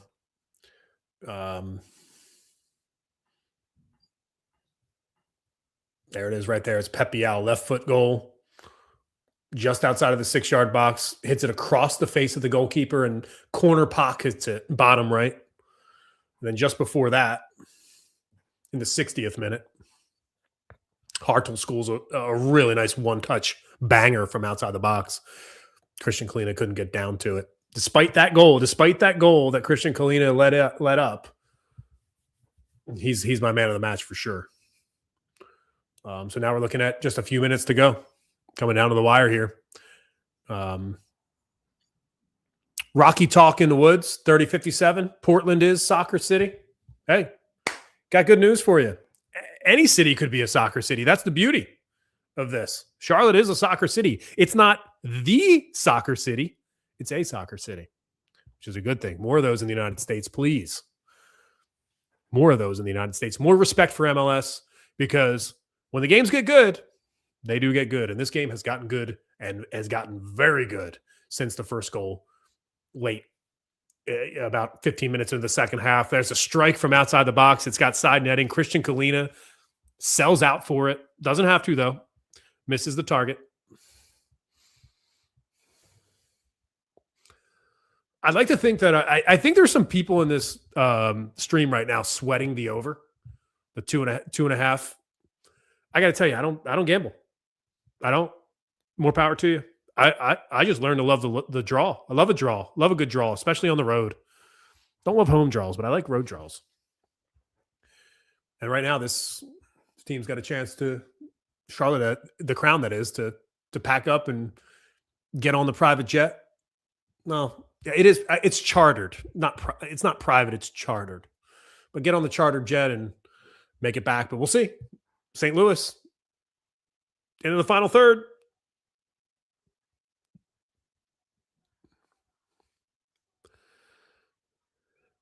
Oh my. Oh my. Oh, it's Christian Kahlina. Christian Kahlina. He is him.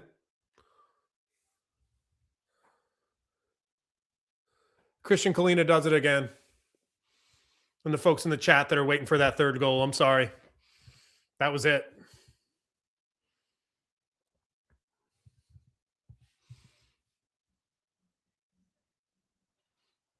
Unreal. Unreal. I mean, to be fair, who took the shot?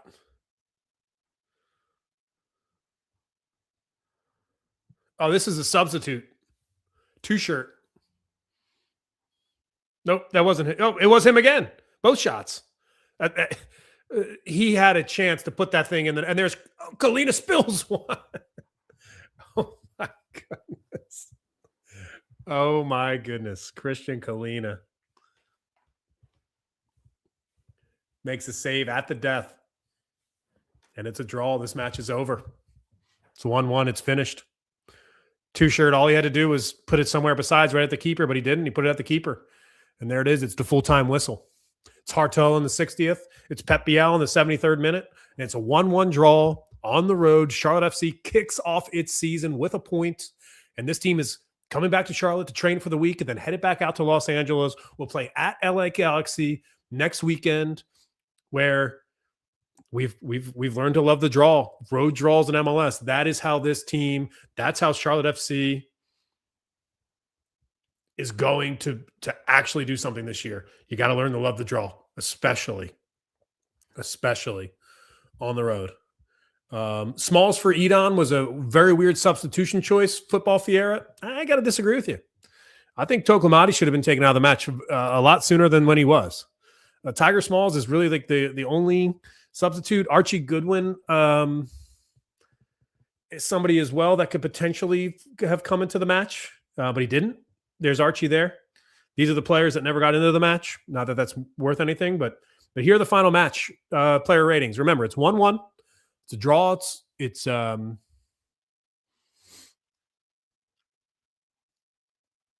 player of the match for Apple TV is Pep Biel, but that's doesn't tell the story at all. I'd like to think Jess Sharman, who's calling this match right now, who's a former goalie, would know actually who the player of this match is. It's Christian Kahlina. That's one of those situations where like TV just gets it totally wrong because they're just mailing it in.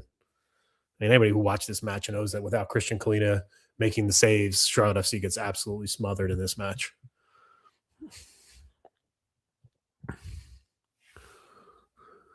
Hey, they've got a sponsor for their man of the match.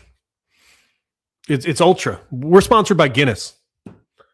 The Michelob Ultra man of the match is Pep Biel, but the Guinness, the 1759 man of the match is Christian Kahlina. Thank you, everybody, for watching this match with me. I've really, really enjoyed it. Let's just do a quick wrap-up. Cheers to all y'all for being here. Let's take a look at these player ratings. Who's the highest-rated player on the pitch? Here he is. Simon Becker.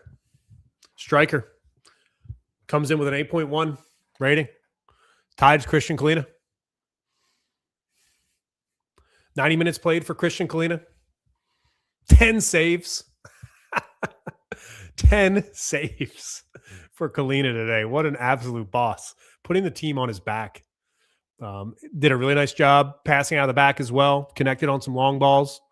5 diving saves. Like, I think that's the key here, right? It's not like these are just 10 saves where the ball is hit. Look at where all these shots are placed.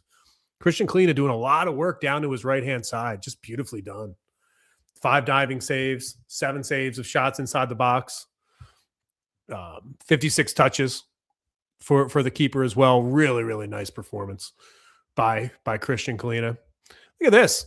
Pep Bial. Let's take a look at Pep Bial's numbers as well. 90 minutes for Pep Bial. What did he do? Tifos, you know this. You went the full 90. Went the full 90. 90 minutes played, 1 goal, only 2 shots. If you missed the first shot of the game from Charlotte FC, here it is right here. What a shot. He went for it. He tried to catch the goalie out. Couldn't do it. So he just got real close. Got an assist from Zaha and put one across the face of goal right in that bottom right corner pocket. Very, very well done. 18 passes for Pep Bial. Doesn't seem like a lot to me, honestly. 42 touches. Doesn't really seem like a lot either. I think Pep would tell you that other than that goal, not a lot happening today. JV Lopez, solid live stream. I appreciate you saying that. This is hey, Rocky talking to Woods. Thanks for the live. No doubt about it. I appreciate y'all hanging out, taking a look at this match. Almost made it happen towards the end. Charlotte did, but they left with a draw. And by the way, I was totally wrong about the highest rated player of the match. There is an 8.7 here by Marcel Hartel, the St. Louis attacking midfielder. He was phenomenal. I want everyone to take a look at this player and understand exactly how well he played. 44 of 49 passes. Woo. Unbelievably strong.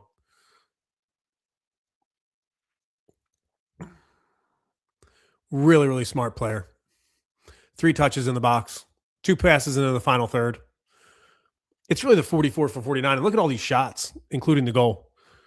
Marcel Hartel, I think, is somebody to take a look at if you're an MLS fan, if you're trying to figure out who these players are. And that's the beauty of this. And this is why I'm trying to live stream for y'all.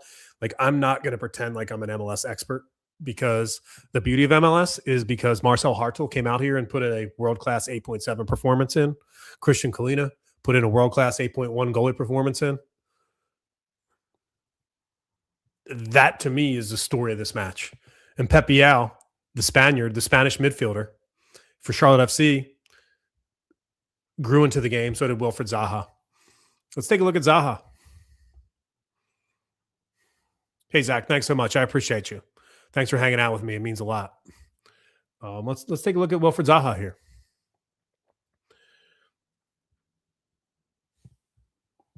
Solid as far as accuracy is concerned. Definitely a playmaker on that left side. This is the big number. Chances created for Zaha. And that's where I'm trying to figure out what is actually going on with this squad and what's going on with Wilf, is because he can do it all. He can be somebody that creates chances, but he can be someone that also finishes chances. Can he be both? I think that is, can he be the distributor and can he be the goal scorer? Today, on match week 1, being the distributor was enough. Being the distributor was enough. In the future, is he going to have to score goals? 6 touches in the opposition box. Pretty impressive, considering what we just saw from Hartel, who had an 8.7. A really, really nice match from Wilfried Zaha. Thought Lialabada played really well. He played 69 minutes. Ilan Toklamadi yanked in the 88th minute. Not the debut that he wants. Luca De La Torre, not the debut that he wants. One, Toklamadi, season debut in the number 9 shirt. Remember, changed from 17 to number 9 this season. So it's technically a debut in the new shirt for Ilan Toklamadi, but it is a Charlotte FC debut for Luca De La Torre. I think he'd like to have this one back. I think he's looking forward for his next opportunity. I thought Jabril Diani came on and played very well. I thought that David Schneggi came on and played very well as well. That Vargas continually is going to show what he has. We're going to protect Kerwin Vargas at all costs.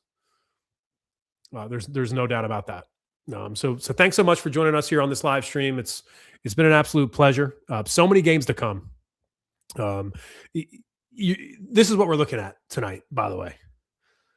We're looking at a game that's going to start here in about a few minutes. So just if you're watching Apple TV, if you're looking for more soccer, you've got Cincinnati hosting Atlanta. Great Eastern Conference matchup there, followed by 3 really strong games at 7:30. You got 4 games at 8:30, a 9:30, and 3 10:30s. What are you doing for the rest of the day? Guess what? You're watching soccer. You're watching footy. Also, some other scores we were trying to keep an eye on today. Since we are on the stream, gotta hate to say it, Derby County, Patrick Agyemang in the starting lineup today. He's got a great season going on. Not a great match today for Patrick Agyemang in Derby County. Only 1 shot on target. We're keeping an eye on this for a couple different reasons. Patrick Agyemang, a really strong player. Derby County is hanging around that playoff positioning. There's a chance that we see Derby County in the EFL Championship playoffs this year. Premier League, hey, go catch the end of Man City Newcastle. Man City Newcastle, final 5 minutes, final 10 minutes right now, depending on added time. We'll see if Man City can hold on to that 2-1 lead. If they do, cut into that Arsenal Premier League with that big game, North London Derby, Sunday, 11:30 a.m. Eastern time. Should be a great match tomorrow. So the Premier League trophy on the line throughout this spring season. Now that MLS is here, I mentioned Chelsea earlier. That 1-1 draw against bottom feeder Burnley. A red card changes that match. Wesley Fofana, not a good look for them. Aston Villa at home against Leeds, only a draw. A lot of really, really, really good soccer on this Soccer Saturday. It's been an absolute pleasure hanging out on this live stream. Thanks everybody for joining us. One thing I'm going to do before we get out of here is just give my final thoughts on the match. If I can just get right in here and just get our score loaded back up again.